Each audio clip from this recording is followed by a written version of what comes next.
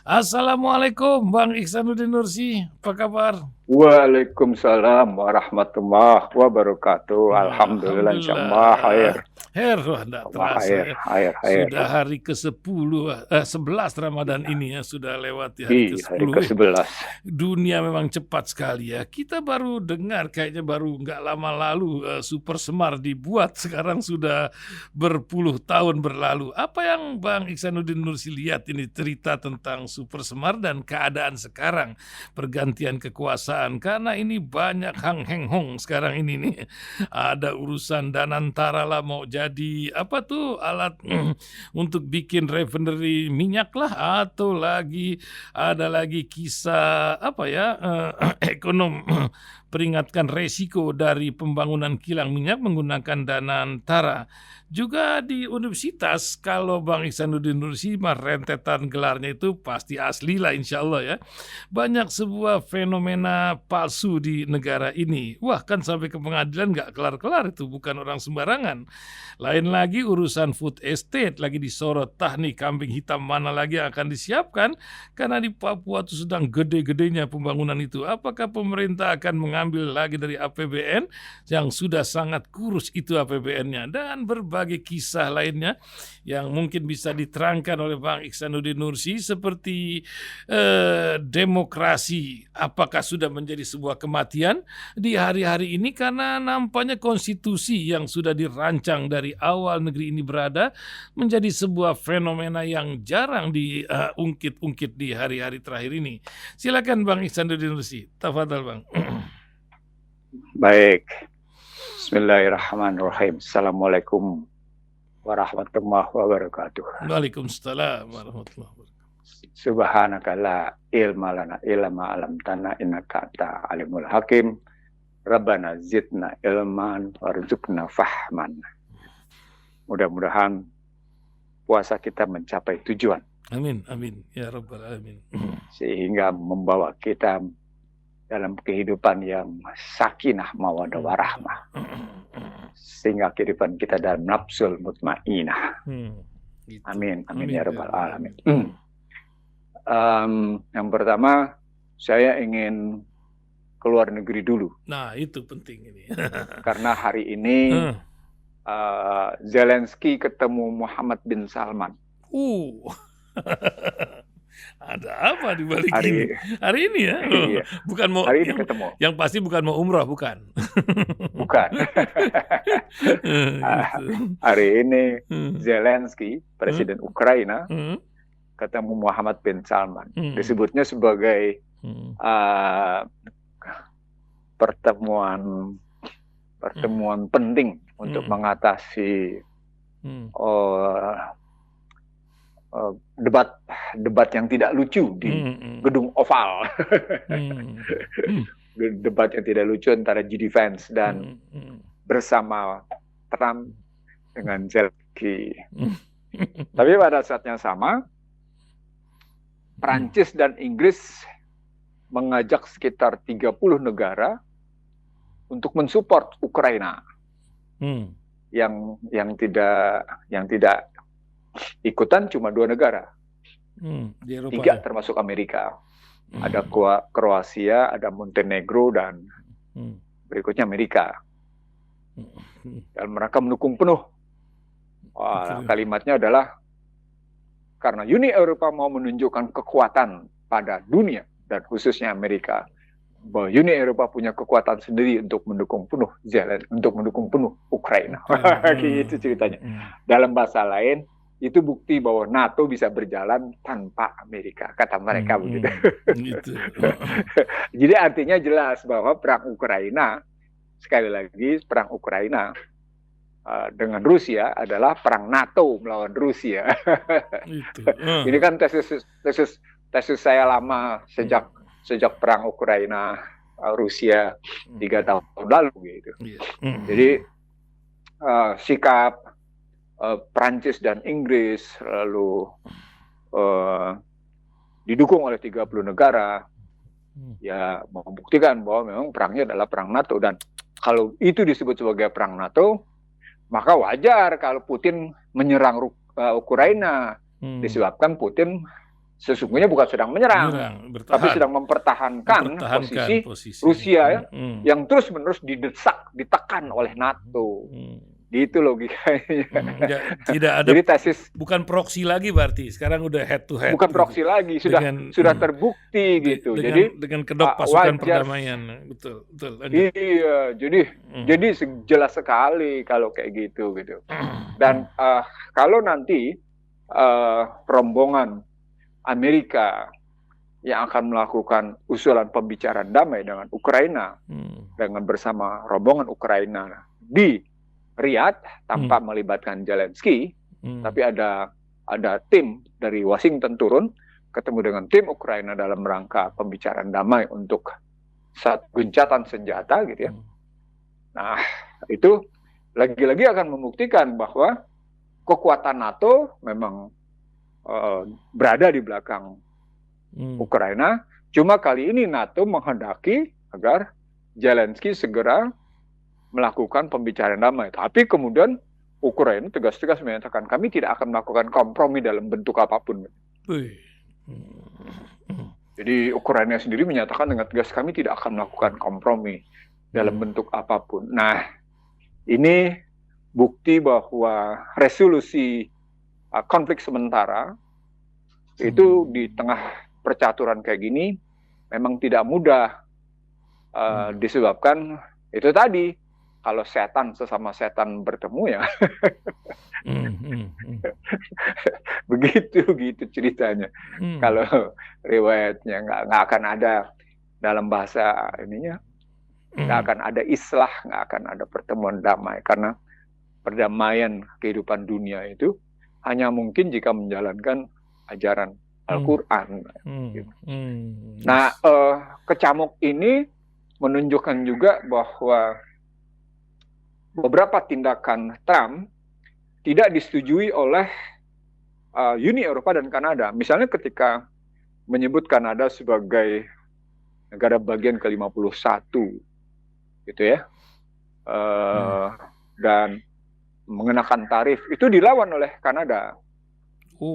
Perdana Menteri yang baru terpilih jelas-jelas mengatakan konflik seperti ini melahirkan krisis yang memang memerlukan penanganan krisis tersendiri, bukan dengan cara-cara biasa, kata si siapa namanya saya lupa, tapi depan katanya Mark gitu ya. Depan katanya Mark siapa gitu. Iya, ada nih dalam berita kita juga. Tegas-tegas Mark Carney. Iya, McCartney. Ini berlatar belakang seorang bankir bank sentral nih. Betul. Gitu. Baik di Inggris, menarik nggak? Dia pernah menjadi tokoh di Inggris ketika Brexit gitu ya. Lalu juga menjadi tokoh bank sentral di Kanada dan pernah menjadi Dewan Stabilitas Keuangan G20 gitu. Ini karena jadi latar belakang orang ekonomi. Orang keuangan, karena orang bankir gitu. Perangnya perang ekonomi karena sekarang gitu ya. Konsep perang, tapi dengan latar belakang begini, dia dari partai liberal nih. Dia akan berhadapan dengan partai konservatif nanti pada Oktober. Tapi dia tegas-tegas menyatakan keputusan Trump itu harus dihadapi dengan sikap, bukan sikap biasa katanya. Karena ini memerlukan kecerdasan sendiri, kecerdasan sendiri dan sikap sendiri. Sehingga Kanada tetap menunjukkan kedaulatannya. Dan itu disupport habis-habisan sama warga negara Kanada.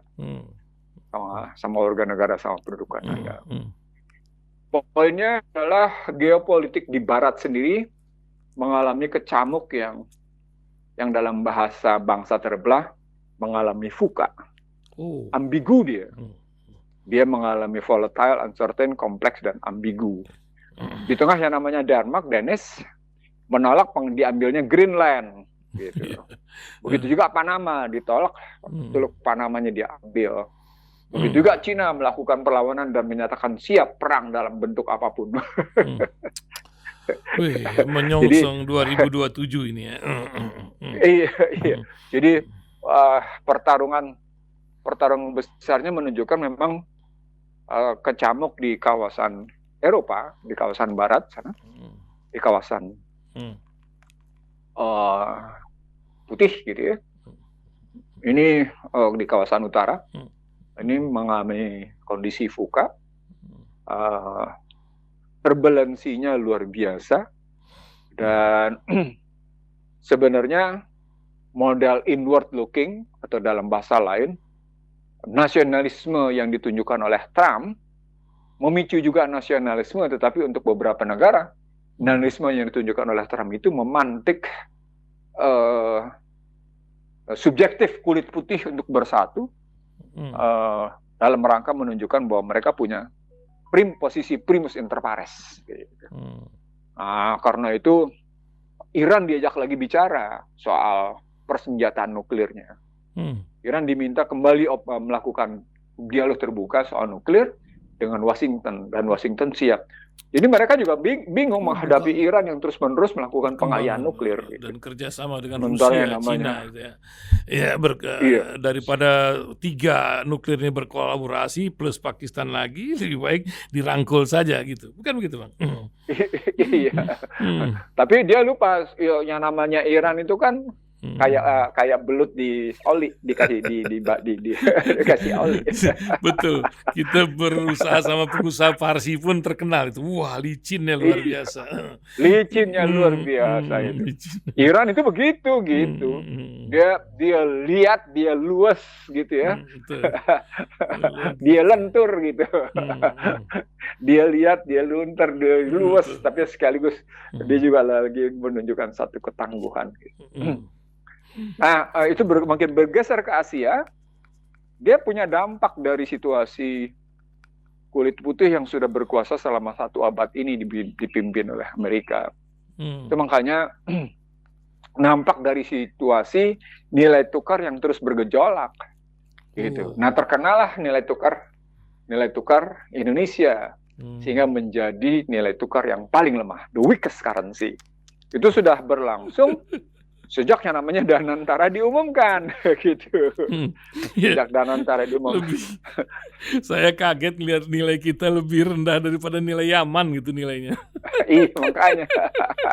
Maksudnya Yaman yang daerah ini ya, apa namanya, bukan yang di Seoul, bukan yang bukan yang sana di Seoul, karena 1 real 2 nilai di sana gitu. Iya. Nah, itu diprediksi oleh berbagai kalangan, termasuk oleh Galvansah misalnya, wah ini rupiah menjadi. Padahal sebelumnya sudah keluar kajian dari berbagai kalangan, dari Bank Bazar misalnya menyatakan rupiah sudah menjadi nilai tukar terlemah di dunia. Tadinya disebut di dunia, sekarang Galvansah menyatakan di Asia.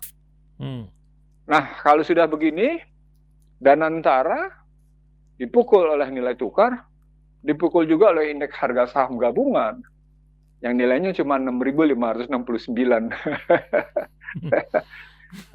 Apa ini adalah Anda ngundang Raymond Dalio, Anda mengundang Tony Blair, tetap aja orang nggak percaya. Tetap aja orang tidak punya keyakinan gitu, ambil di situ. Kenapa? Karena memang suka tidak suka kita terkoneksi oleh keuangan global, kita terkoneksi oleh pasar-pasar uang global, pasar uang Singapura, pasar uang Shanghai, pasar uang Hong Kong, pasar uang London, New York, itu mempengaruhi di situ gitu. Dan ya akhirnya kredit rating kita ambruk. Kredit rating kita ambruk, ya itu tadi, jatuhlah rupiah, jatuhlah indeks harga saham gabungan gitu. Dan kalau nanti diikuti dengan misalnya rating pada sovereign political risk gitu ya, pada sovereign bond, pada political risk yang tinggi, waduh rupiah makin jatuh. Dan ketika nanti tembus 17.500 sudah nggak ketahan tuh. Orang bilang mau 20.000, enggak, saya nggak bilang, paling nih kalau 17.500 tembus, Masya Allah. La haula wala quwwata billah. Yang menariknya, cadangan BI sudah turun dari 150 sekian miliar US dollar menjadi 154,5. BI terbuka. Ya, kami pakai untuk bayar utang dan untuk intervensi rupiah.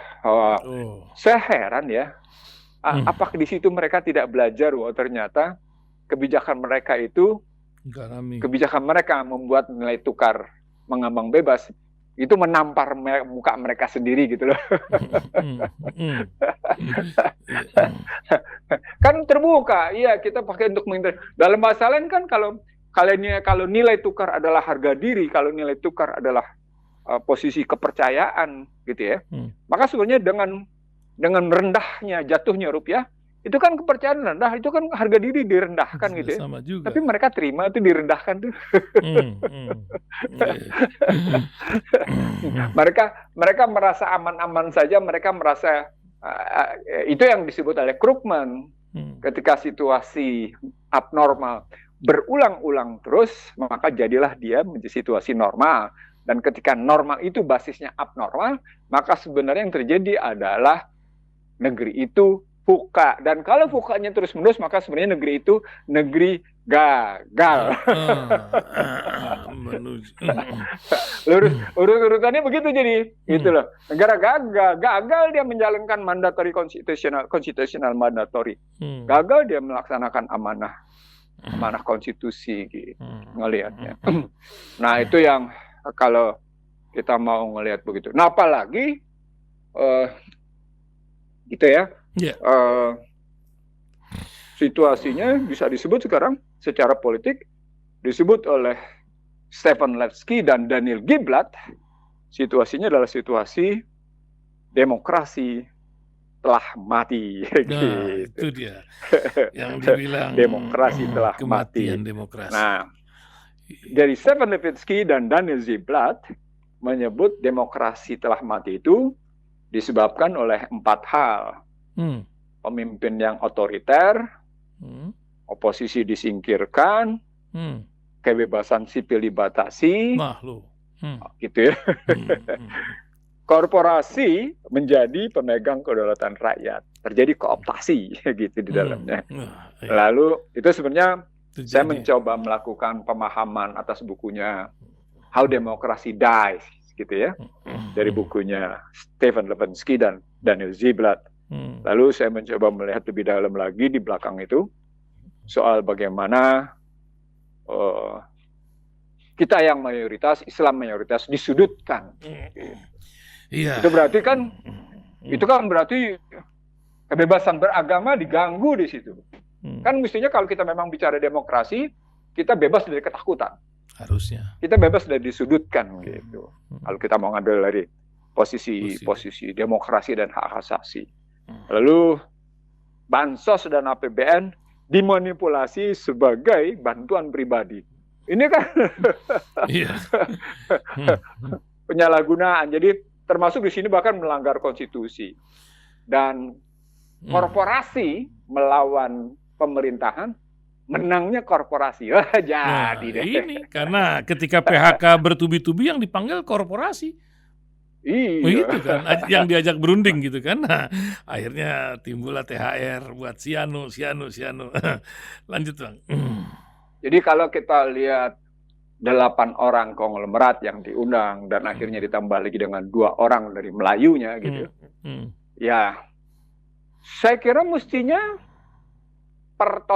pergelaran panggilan para konglomerat ke istana ditambah dengan 2 orang Melayu, mestinya menggugah hati para petinggi. Oh, berarti perekonomian dikuasai oleh 8 orang itu. Kan gitu mestinya kan. Kan terjemahannya begitu kan jadinya. Saya tanya sekarang. Adakah para birokrat, para penegak hukum, para politisi terganggu nggak dengan pertemuan itu? Dulu sebelumnya, waktu tax amnesty, Sri Mulyani mengumpulkan konglomerat juga di sana. Semuanya konglomerat. Sekarang pertanyaannya, kenapa justru yang mengendaki tax amnesty, pengampunan pajak itu adalah konglomerat? Apa poinnya? Cuci. Ini yang membuat saya dimusuhi oleh otoritas fiskal dan misal. Artinya penjahat pajak kan berarti mereka. Loh, itu yang saya omongin ke misalnya ke Komisi 11. Itu yang saya omongin ke Wakil Menteri Keuangan di di Universitas Yarsi ketika saya berdebat soal tax amnesty gitu ya. Itu yang saya omongin ke sejumlah ahli pajak, itu yang saya omongin ke sejumlah politisi gitu. Jadi ya dampaknya begitu. Ini Ihsanuddin Nursi nggak ngerti banget sih tax amnesty. Siapa bilang? Lo kan nggak punya data kejahatan perpajakan. Iya gitu. Jadi dan ketika itu kita tarik relasi pertemuan tax amnesty itu dengan kemarin situasi yang kemarin, maka lagi-lagi sebenarnya masyarakat Indonesia, masyarakat regional, masyarakat internasional dengan mudah mengidentifikasi bahwa perekonomian Indonesia dikuasai segelintir orang. Tesis bangsa terbelah, tesis praharap bangsa terbukti. Jadi kalau mau diambil pakai kajian akademiknya, saya membuktikan bahwa apa yang saya sampaikan dalam 2 buku saya terbukti. Gitu. Kalau itu yang terjadi, maka sesungguhnya Anda nggak bisa bilang gini rasio rendah. Gitu. Anda nggak bisa bilang sukses dalam mengendalikan inflasi karena ternyata ekonomi dikuasai mereka, PHK terjadi, daya beli kalangan merosot, menengah menurun, kemiskinan merebak, gitu ya, kan gitu terjadi. Purchasing Manager Index tidak bergerak secara positif, gitu posisinya, kan jelas begitu. Lalu, ya dampak dari kelemahan itu semua. Angka-angka Anda adalah angka-angka palsu. Jadilah yang saya sebut dalam dialog kita kemarin, hidup serba palsu. Hidup serba semu. Gitu. Nah, ketika kita mungkin masuk lagi ke dalam situasi ijazah misalnya, dalam konstruksi ini misalnya disertasi Bahlil, makin kelihatan bahwa ternyata gelar simbol akademik yang dimiliki oleh pejabat adalah serba semu dan palsu. Itu bukti bahwa kita sebenarnya memindahkan feodalisme dalam kerajaan menjadi feodalisme dalam demokrasi. Yang di belakang demokrasi adalah dibangun simbol-simbolnya. Gitu. Yang semuanya digerakkan oleh kekuatan uang gitu. Disitulah bukti karena kita digerakkan oleh kekuatan uang, maka hasilnya adalah kita memang digerakkan oleh kepalsuan. Kan fiat money adalah kepalsuan, persepsi. Saya ulang berkali-kali bahwa uang itu adalah persepsi. Negara yang seharusnya menciptakan uang, dia menjadi pencipta uang. Dia bersanding dengan perbankan yang menciptakan uang, dan dia punya kekuatan untuk menyatakan ya atau tidak. Di situ lagi-lagi bukti tesis sudah state versus corporate, menang state. Menang corporate. Terbukti sudah. 2 sudah pembuktian itu yang tergelar depan mata. Nah, kalau sudah bukti berkali-kali kayak gitu terbukti, kenapa kita tidak mengatasi itu gitu? Apa yang kita atasi? Bagaimana corporate melawan state, bagaimana banking melawan state, itu diatasi. Sehingga kita tidak didikte oleh kekuatan uang. Baik dalam perspektif hubungan internasional, maupun dalam konstruksi pengolahan ekonomi nasional. Itu dulu masalahnya. Lalu kita bilang, iya ini kita dirikan Danantara dalam rangka itu. Iya, tapi Anda salah. Karena Anda dalam posisi tetap terbuka, Anda merusak kepercayaan yang sudah dimiliki oleh beberapa kalangan tertentu melalui pasar modal. Dan itu diindikasikan misalnya soal bagaimana 3 bank yang sudah milik publik, gitu ya, Bukit Asam yang sudah milik publik, oleng semuanya, jatuh semuanya. Gitu ngelihatnya. Di situ kelemahannya. Dan apalagi PSO-nya dikorup, gitu. Pertamina-nya dikorup, PLN-nya dikorup. Gitu. Nah, sebenarnya kalau saya bilang, ketika juga PLN dan Pertamina dimasukkan ke dalam Danantara, dia menjadi pertanyaan bagi masyarakat pasar uang. Ini bisa dipercaya nggak? Karena pada hakikatnya dua-duanya banci. Di satu sisi melaksanakan PSO, tapi di sisi lain tetap memburu keuntungan. Lalu DPR-nya tetap bangga membelanya. Ini yang, sorry to say nih, yang cerdas siapa ya? Kalau pejabat publiknya begini, yang cerdas siapa ya? Lalu menyatakan kami shock dengan posisi Pertamina. Loh, pengawasan lo apa dong artinya? Lo sedang mempertontonkan betapa tidak efektifnya, betapa tidak efisien yang membiayai DPR. Jadi kalau kayak gitu loh. Tambah lagi muncul sekarang isu yang namanya ASDP juga dikorup. Gitu kan? Bagaimana Antam juga memanipulasi sertifikat emas. Kan gawat kan? Bagaimana lembaga pembiayaan ekspor juga dikorup. Dahsyat. Ini semua masalah menumpuk ke permukaan naik ke atas. Seakan-akan begini, seakan-akan. X-file itu tumpukan kasus, tumpukan masalah. Itu diangkat semuanya ke permukaan di era 6 bulan pertama Prabowo Subianto. Apa artinya? Era Joko Widodo adalah era korup. Nah, itu berarti OCC RP benar kalau begitu jadinya. Gitu.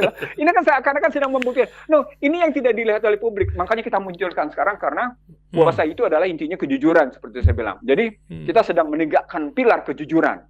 Ini tulisan saya ketika ini tulisan saya ketika COVID kemarin di Republika. Kalau Joko Widodo ingin memperbaiki situasi ekonomi politik, perbaikilah dengan kejujuran. Itu saya tulis di Republika. Sekarang kali ini kita buktikan bahwa memang ternyata begitu semua kasus korupsi mengemuka-kemukakan, maka terjadi adalah ketidakjujuran. Nah, sekarang kalau ketidakjujuran itu dijembreng habis, seluruh ketidakjujuran itu, seluruh kebohongan itu, seluruh kepalsuan itu, kesemuan itu dinaikkan ke permukaan gitu ya.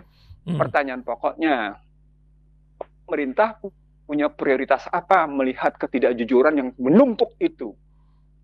Pemerintah punya prioritas apa melihat penipuan, kepalsuan, kesemuan yang menumpuk itu? Prioritasnya apa nih? Prioritas sistem, prioritas aparat. Wah, dibongkarlah kemudian Jaksa Agung mudanya. Febri Ardiansah itu begini-begini. Wah, habis dibuka lagi. Kenapa? Karena Jaksa Agungnya menjadi jubir Pertamina. Setelah pertemuannya namanya Erick Thohir dengan Jaksa Agung. Coba gimana tuh? Sebagai pembela rakyat kan Jaksa Agung itu sebagai pembela negara gitu ya. Sementara state aktornya dalam hal ini Erick Thohir gitu ya. Bersama Nike kan state aktornya itu. Itu harus dilihat sebagai pribadi atau dilihat sebagai bagian dari pemerintah bagi negara. Itu yang Masya Allah ini ada kerancuan. Itu yang saya maksud sebagai prioritas kita ini apa? Prioritas pada aktor, prioritas pada sistem. Kalau prioritas pada aktor bagaimana? Prioritas pada sistem kayak apa? Nggak kelihatan itu pada yang namanya. Sorry ya, saya sampai baru kali ini saya bermimpi gitu ya, bermimpi. Ini orang kalau Masya Allah, mimpi saya adalah gua kerjain dulu sistem nih, orangnya akan ikut dengan sistem kalau guanya bersih gitu loh, sampai kayak gitu mikirnya. Iya dong. Kalau kita sistemnya bersih, sistemnya tidak menguntungkan korporat, sistemnya tetap berpihak pada rakyat, sistemnya tetap menjunjung tinggi mandat konstitusi, maka orang yang kotor tidak boleh menjalankan sistem yang bersih itu. Ini kan sistemnya kotor, sistemnya buruk gitu ya, aktornya kotor, jadi kayak gini. Nah, ini perahara bangsa nih. Masyarakat tersandra jadi jatuhnya. Iya, jadi begitu gitu. Nah, bayang nggak, ini puasa 11 hari, kita dipertontonkan kayak gitu. Artinya, begitu diametralnya gitu situasinya.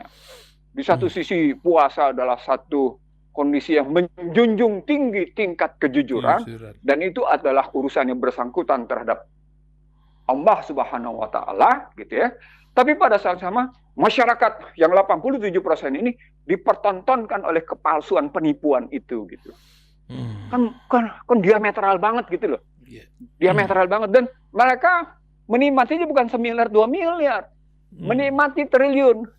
Di tengah yang namanya menarik di sini. Di tengah yang namanya diakui makan bergizi gratis tidak punya duit. Dan butuh duit gitu.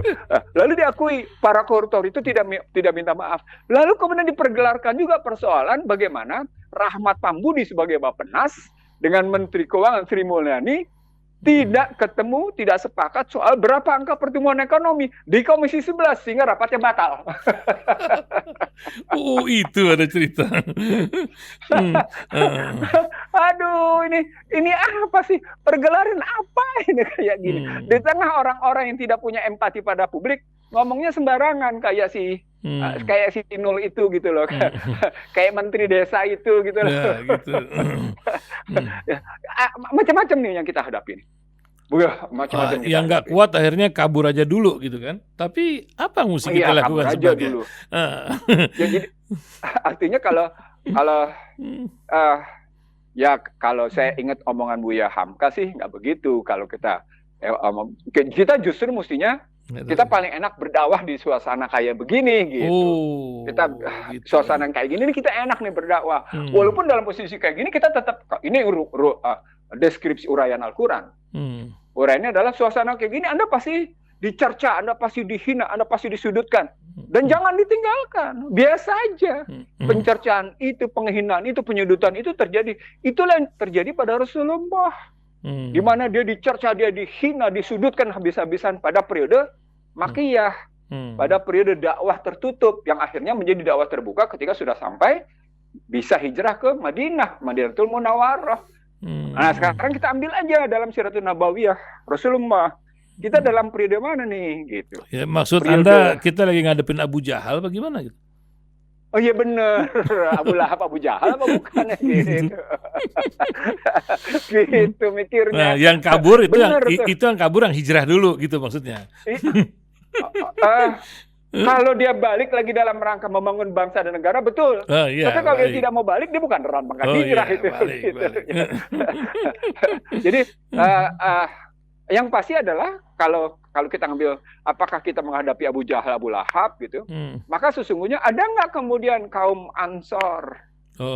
Kaum Ansornya di mana nih gitu, yang siap-siap menerima kita hijrah, lalu kemudian setelah hijrah dibangunlah sebuah penataan modal sosial, penataan modal politik dan modal ekonomi. Itu yang dilakukan Rasulullah gitu loh. Harusnya begitu.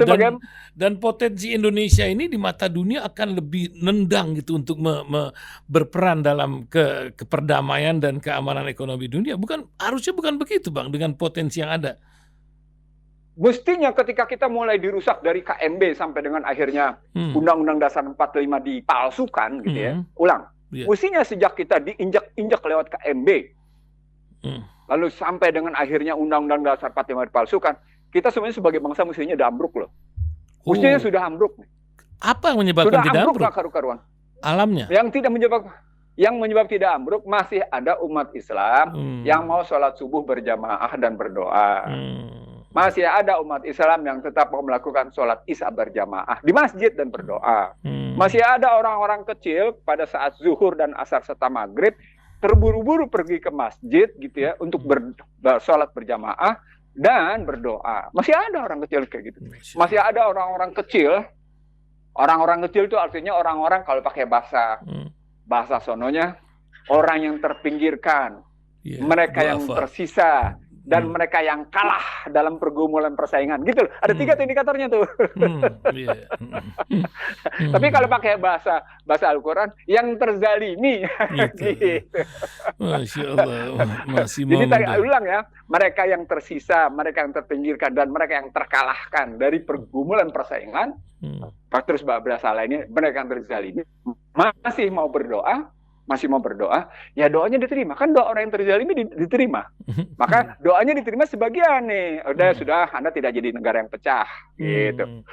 Walaupun raja-raja sudah menyatakan sejak 105. Walaupun sebagian orang menyebut, kelompok-kelompok tertentu menyebut, kalau kembali ke soal Islam, itu prinsip khilafah katanya. Ada yang menyebut tokoh Islam. Itu prinsip komunisme katanya.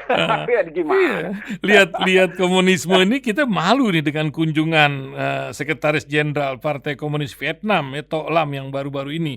Urusan furniture aja bandingannya jauh banget ya. 16,28 miliar US dollar, kita dapat 2,3. Belum lagi PPN yang diturunkan 8%, kita dinaikkan lagi lebih dari 11%. Apa yang menjadi sorotan contoh Vietnam saja berbanding dengan kita, negeri yang jauh beda harusnya dengan mereka gitu. Gimana Bang lihatnya?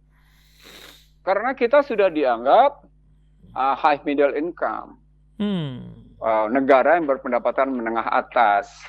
Sementara ya namanya Vietnam masih dalam konstruksi, masih dalam posisi, masih dalam keadaan negara yang berpendapatan menengah bawah. Padahal Vietnam sudah menyalip kita, maka dia diperlakukan seperti itu. Saya ingat ketika Vietnam belajar soal GBHN gitu. Saya ingat bagaimana Vietnam belajar tentang bagaimana melakukan swasembada. Saya ingat bagaimana Vietnam belajar soal industrialisasi. Itu mereka belajar datang ke kita. Vietnam pun menyuruh gerilya kita kok ketika berhasil menendang Amerika gitu. Kita yang tidak pernah konsisten atas nilai-nilai lebih yang kita punya. Itu masalahnya. Kenapa? Karena otak kita, kalbu kita mudah sekali disusupi oleh sesuatu yang gemerlap. Padahal gemerlap itu palsu. Dunia. Itu masalahnya. Ilmu yang gemerlap disusupi. Wah, ini Vietnam ini hebat. Pembangunan ekonomi hebat. Kondisi begini. Itu ilmu palsu, ilmu gemerlap. Coba lihat gemerlapnya Amerika. Apakah menghasilkan yang namanya sesuatu yang gemerlap dalam jiwa? Kan enggak. Apakah mereka berada dalam posisi nur ala nur atau masih dalam posisi zulumat? Jadi itu aja pertanyaannya. Apakah suasana keluarga mereka, suasana kehidupan sosial mereka, kehidupan politik mereka dalam suasana zulumat atau suasana nur? Itu aja pertanyaannya. Kalau kita, ya tentu pertanyaan itu harus dijawab dengan indikator, dengan alat ukur yang jelas gitu, dengan alat ukur yang jelas supaya kita tidak mudah memvonis gitu. Tapi poinnya adalah ketika Trump menuding tetap soal fentanyl, bagaimana tetap memberikan tarif posisinya dengan menunjuk bahwa kebijakan tarif dan fentanyl mereka membuat Make America Rich Again. Oh, itu kan indikatornya enggak benar itu debat terakhirnya yang saya baca terakhir. Bukan sekedar Make America Great Again, tapi Make America Rich Again gitu ya. Itu kelihatan kan orientasinya. Pengusaha banget. Orientasinya gitu. Jelas. Jadi balik lagi kalau kita bilang situasi itu sedang berkembang terus-menerus di Indonesia, ya kita memang menghadapi situasi krisis sistem. Saya menyebut kemarin misalnya di satu pelatihan, satu dialog, satu tausiah, ya kita bukan sekedar krisis sistem, tapi juga kita sudah mencapai sebuah krisis ulama. Karena masyarakat rusak disebabkan oleh pemerintahannya. Pemerintahannya rusak disebabkan oleh ulamanya. Ulamanya rusak disebabkan oleh ulamanya mau menghadap umaro. Ulamanya cinta wahan gitu.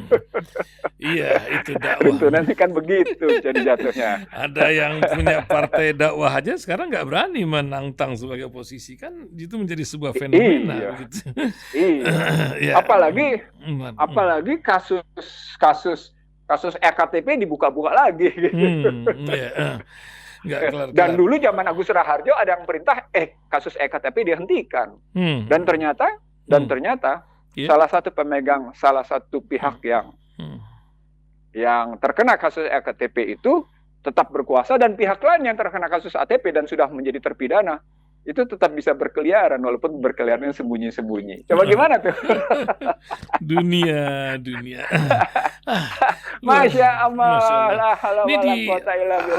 Bang, ini di halaman muka koran Kompas hari ini memuat Panglima mengatakan TNI aktif duduki jabatan sipil akan mundur.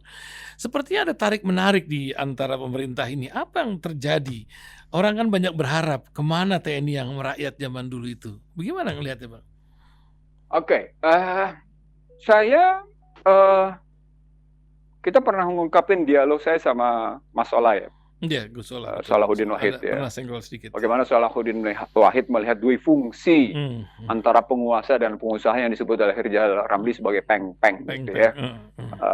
Lalu saya tidak ingin menggunakan kedua istilah itu, tapi dalam buku Prahara Bangsa saya sebut sebagai rangkap jabatan di dalam yang namanya kehidupan masyarakat yang demikian beragam, dan meritokrasi itunya masih berantakan, tidak tersusun rapi, dan meritokrasinya sangat tergantung oleh external organizations, faktor-faktor eksternal dari organisasi yang bersangkutan, maka rangkap jabatan adalah gambaran betapa tidak sehatnya organisasi pemerintahan. Nah, itu yang saya tulis dalam Prahara Bangsa. Maka saya mengemukakan tentang adanya 27 jabatan yang dirangkap oleh Luhut Binsar Panjaitan misalnya, gitu ya. Begitu juga rangkap jabatan yang dimiliki oleh Sri Mulyani sebagai Menteri Keuangan, walaupun statusnya ex officio gitu. Itu kan melihatnya gitu. Dan atau katakan Menteri Negara BUMN ex officio berdasarkan undang-undang, rangkap jabatan sebagai pemegang saham atas BUMN gitu. Ada problematik tersendiri yang pada era Agung Laksono sebagai Ketua DPR Adek Komarudin sebagai Ketua Komisi 6, saya tegas-tegas menyebut entitas politik sama entitas bisnis adalah berbeda. Entitas militer sama entitas bisnis adalah berbeda. Entitas kepolisian sama entitas pemerintahan dan entitas usaha atau BUMN adalah yang berbeda. Itu saya ngomongnya zaman Agung Laksono. Saya ingat betul nih waktu diskusi bersama mereka di hotel, waktu itu di hotel ya yang saya bisa sebut di Rasil, salah satu hotel di Semanggi lah, hotel terbaik gitu di Semanggi. Nah, sekarang ini menjadi bukti entitas itu dicampur adukkan. Entitas itu digelebur nggak karu-karuan. Maka negara ini menjadi negara kepolisian Republik Indonesia. Wow, kalau dulu orang melihatnya tentara masuk kemana-mana, lalu di era Joko Widodo polisi masuk kemana-mana. Nah, rupanya Panglima menyebut ini nggak boleh begini. Maka jika tentara mau masuk ke wilayah sipil, dia harus mengundurkan diri gitu. Nah, Agus Harimurti Yudhoyono mencontohkan itu.